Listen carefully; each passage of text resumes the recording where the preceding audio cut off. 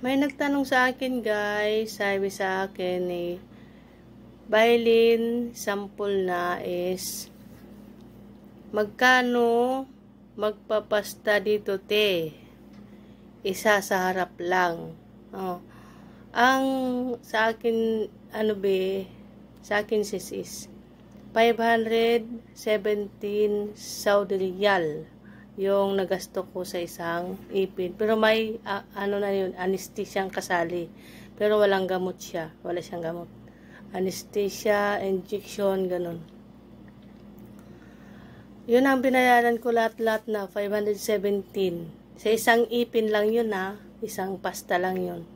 Pero kasi yung ipin ko is malaki-laki na yung damage niya, malaki na yung butas niya dito banda sa taas is 3 araw niya yung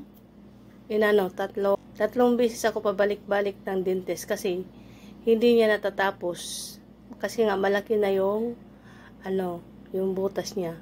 Yung duty niya is 2 hours lang yata yun o 3 hours.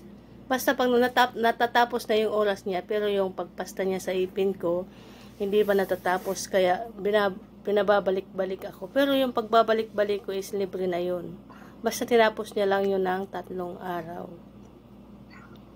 Yun lang, Bi. Salamat sa pagtanong. Ito na yung sagot ko sa'yo.